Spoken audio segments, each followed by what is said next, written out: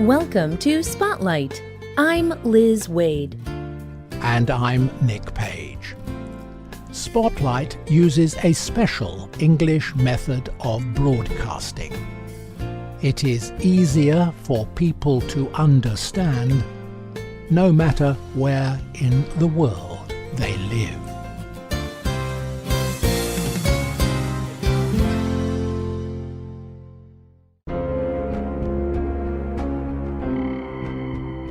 Imagine this situation. It is 1985. Russia and the United States are enemies. In New York City, a man dies. This was not a normal man. He was a superhero known as the Comedian. Superheroes with amazing powers used to keep the United States safe.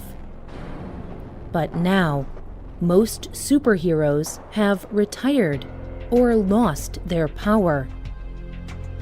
People in the United States are afraid.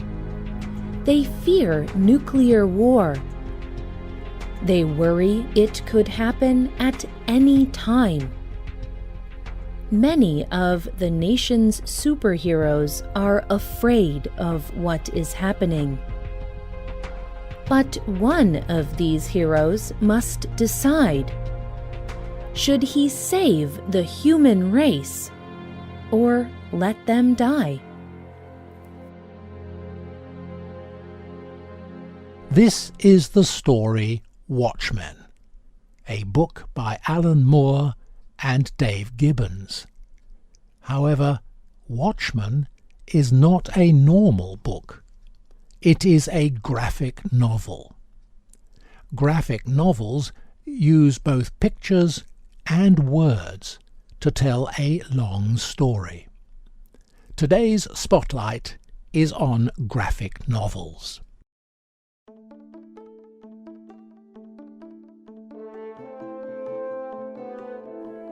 Early graphic novels started in the 1930s as comic books. A comic book tells a short story with pictures and a few words. Each page of a comic book includes several squares with pictures. The pictures show what is happening in the story. The pictures also have words with them. These words express what the characters are saying or thinking. And each picture tells the next part of the story. At first, comic books were like magazines. Each monthly comic would include a small part of a larger story.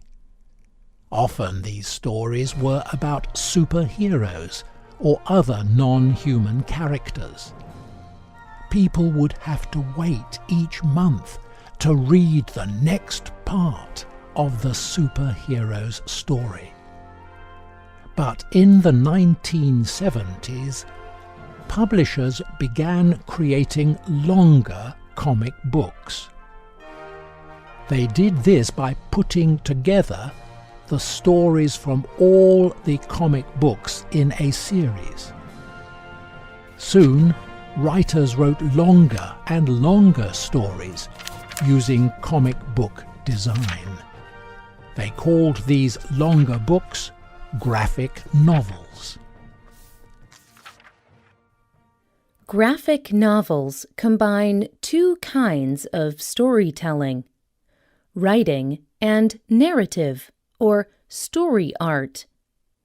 Sometimes a writer can have a good story idea, but she wants to tell her story with more than just words. So she creates pictures of her characters. These pictures show what a character looks like. But they can also show what the characters are doing. By combining pictures and words, the writer can show special details. She can also tell a more complex story with fewer words. Like all stories, writers create graphic novels for many reasons. Some graphic novels teach a moral lesson. Some are simply fun. And others help readers to learn about other people, times, and cultures. Not all graphic novels are about superheroes. In fact, some of the most famous graphic novels are true stories.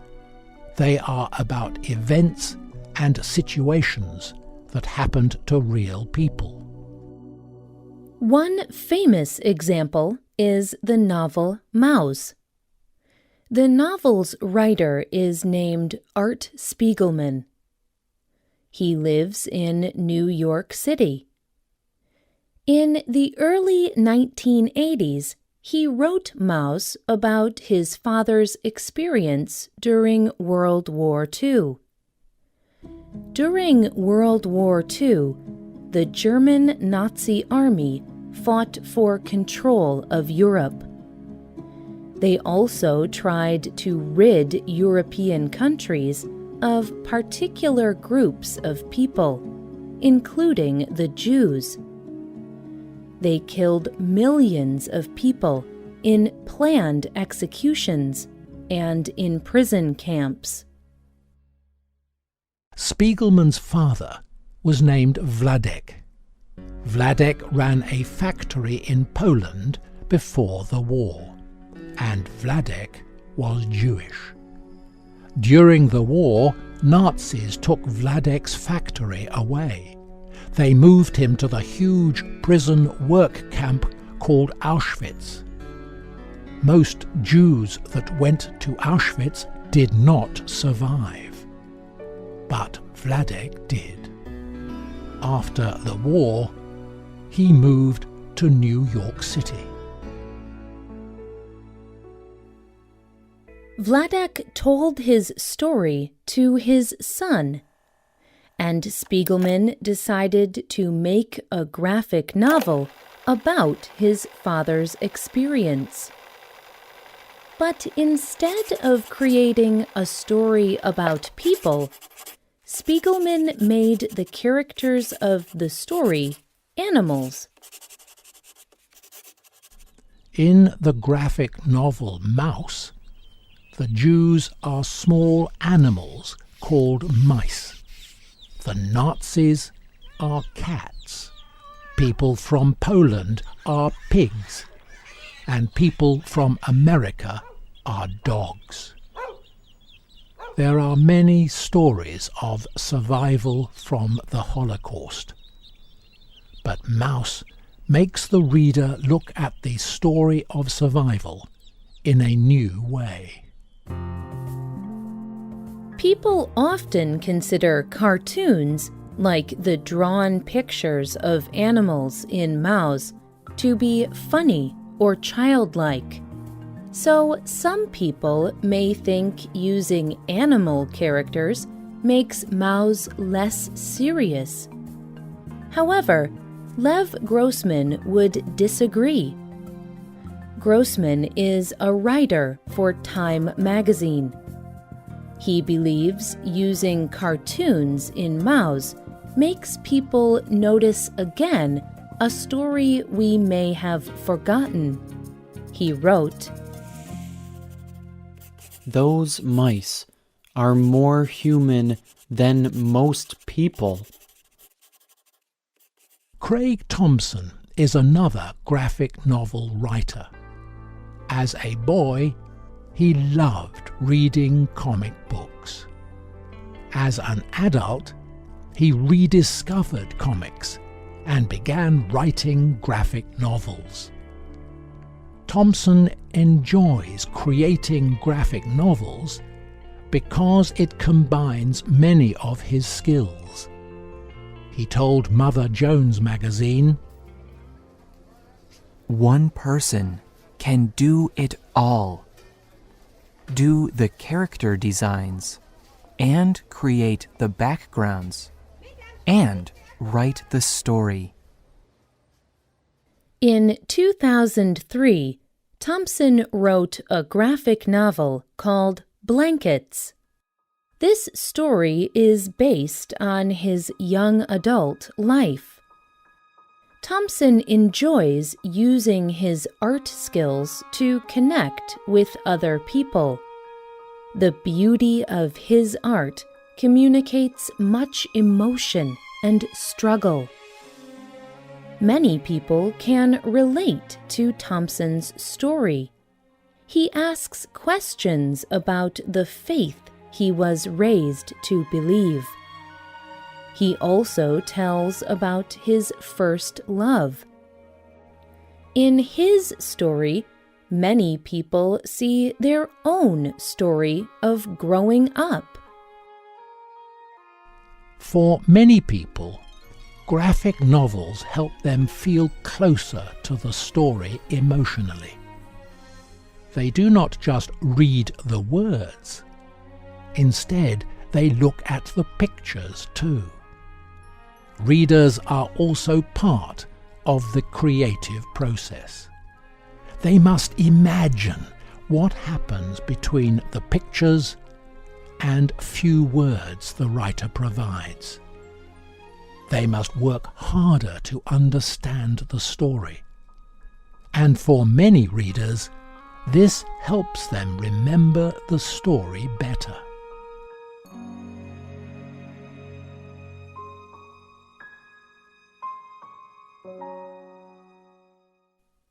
The best thing about graphic novels may be the slowness of the reading process. Graphic novels provide a chance to slow down and think about the story. Thompson told Mother Jones, "There is something natural about the slowness of reading graphic novels. There is something natural about wanting to resist the fast speed of modern popular culture.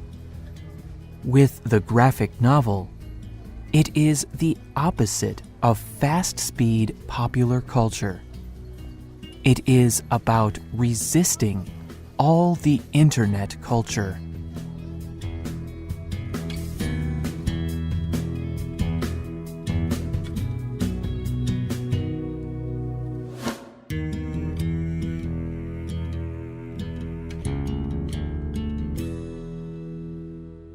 The writer and producer of this program was Diana Anderson.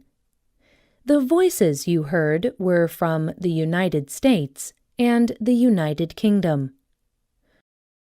All quotes were adapted for this program and voiced by Spotlight.